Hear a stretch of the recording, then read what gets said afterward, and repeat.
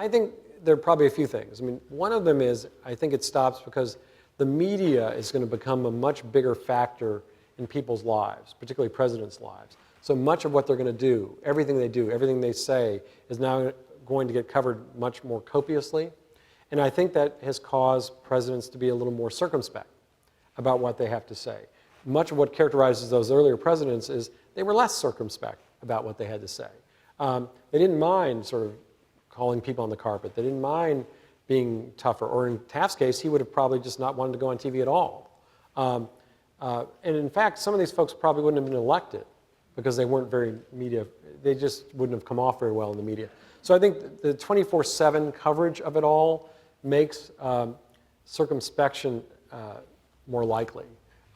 I think a second factor is the very way people become president and get nominated by their parties is very different now.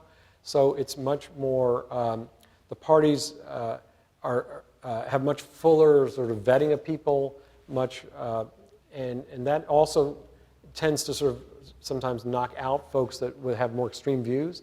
Some of these folks that become president actually do have pretty extreme views early on.